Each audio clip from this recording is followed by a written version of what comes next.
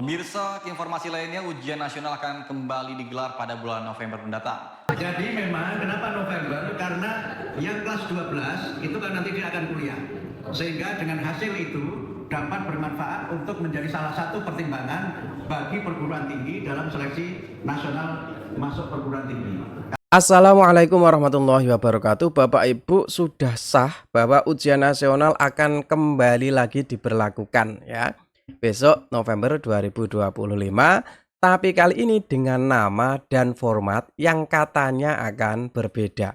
Apakah ini hanya sekedar ganti nama, hanya sekedar ganti kemasan, hanya sebatas gimmick belaka, atau memang ini itu langkah revolusioner untuk memajukan pendidikan di Indonesia? Nah, mari kita bahas.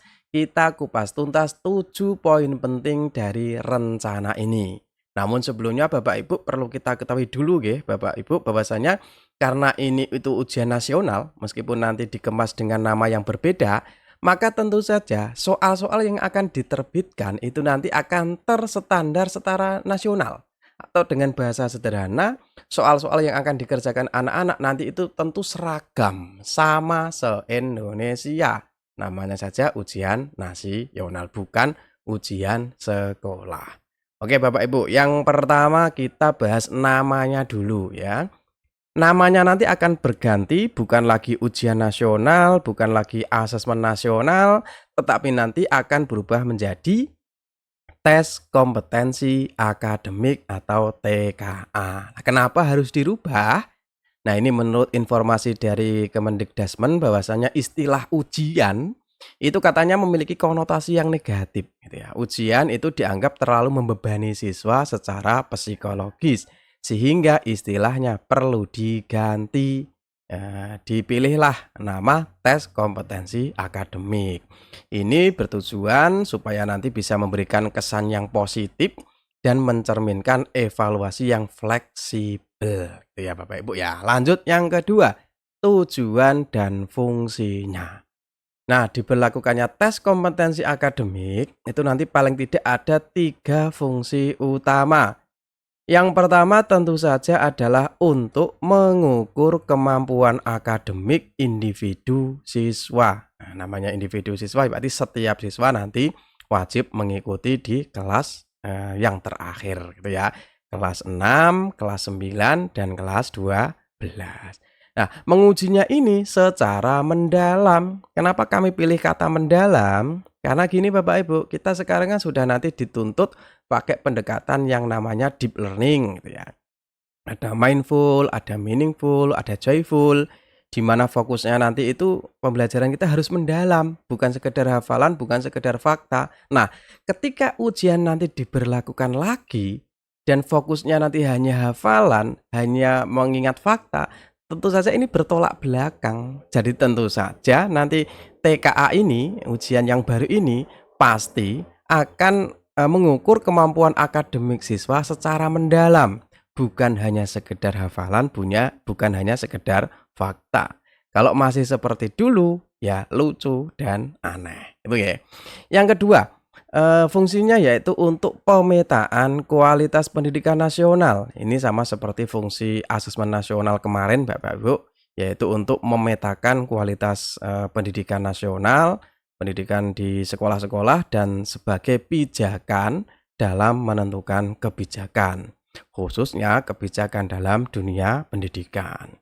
Dan fungsi yang ketiga adalah nanti hasil dari TKA ini sedang dibicarakan lintas kementerian, itu nanti akan digunakan sebagai salah satu pertimbangan dalam seleksi masuk perguruan tinggi.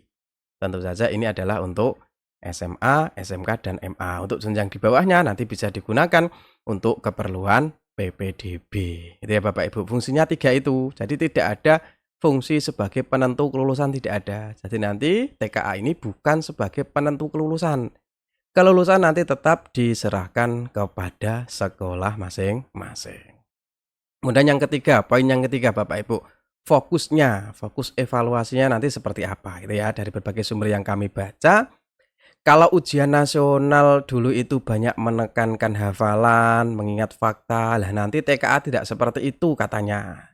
nanti menawarkan pendekatan yang berbeda. Evaluasi TKA lebih fokus pada kemampuan berpikir kritis, analisis, dan pemecahan masalah. Misalkan, siswa mungkin nanti akan diberikan soal-soal tentang studi kasus gitu ya, atau pertanyaan yang menguji pemahaman konsep, bukan sekedar menghafal rumus, bukan sekedar mengingat definisi. Nah, dengan cara ini nanti siswa benar-benar diuji kemampuannya untuk berpikir secara mendalam.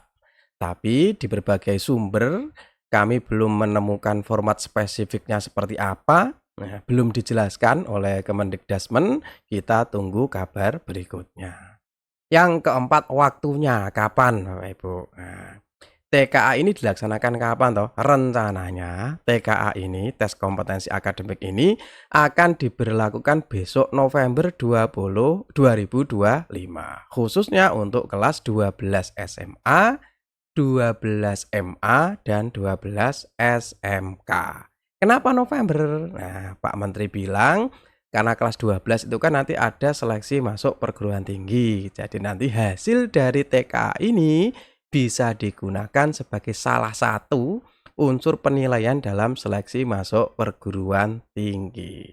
Untuk SD, untuk SMP itu kabarnya dilaksanakan besok 2026 ya. Entah sama Novembernya atau di tahun ajaran yang sama tapi di bulan Juni, nanti kita tunggu secara resminya. Yang jelas untuk November 2025 itu nanti sudah akan diberlakukan untuk jenjang SMA.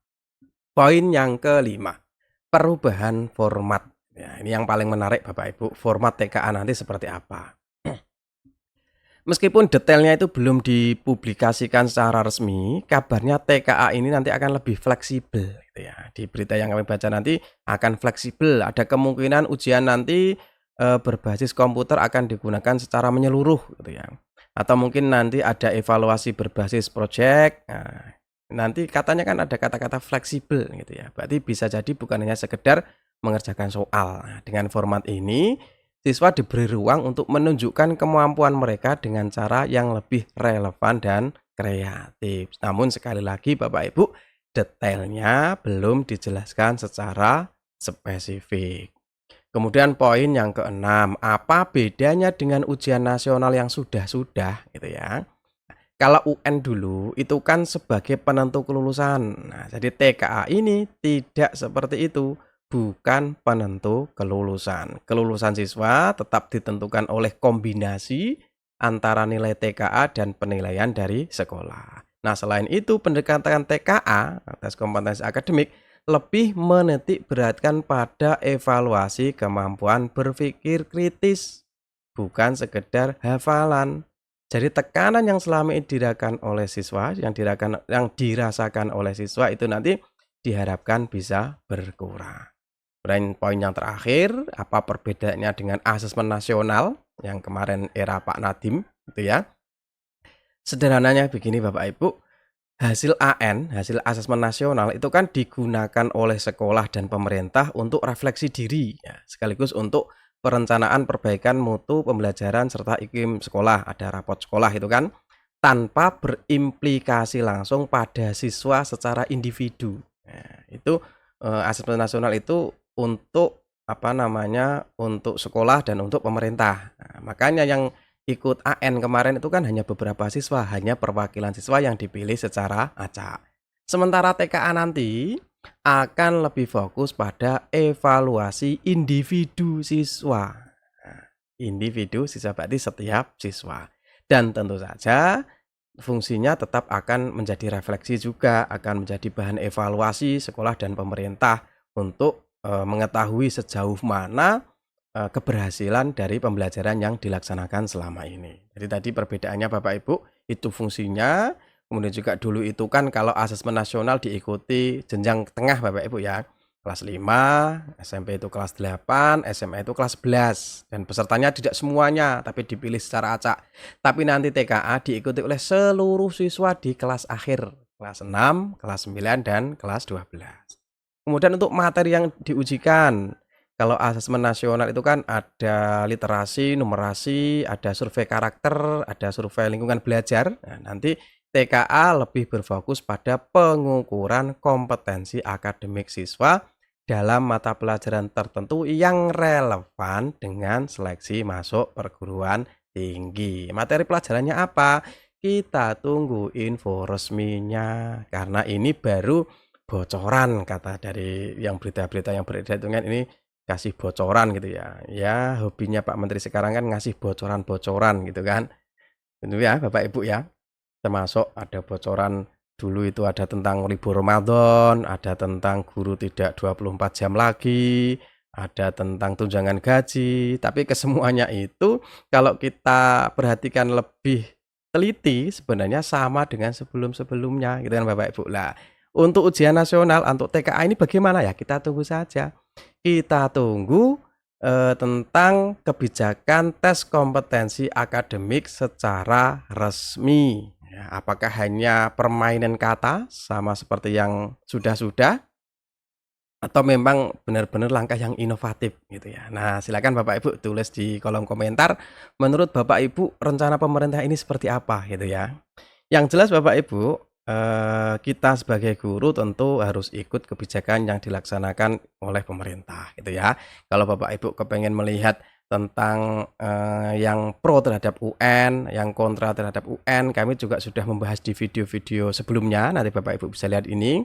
Kami kasih setiapnya itu 7 alasan yang masuk akal, yang rasional, semuanya benar gitu ya. Nanti Bapak Ibu bisa disimak. Terima kasih ya Bapak Ibu, semoga ada manfaatnya. Jangan lupa bantu kami dengan like Bapak Ibu, di-share ke teman-temannya, di-subscribe channel ini. Insya Allah kami akan menyajikan informasi-informasi yang dibutuhkan. Semoga ada manfaatnya. Assalamualaikum warahmatullahi wabarakatuh.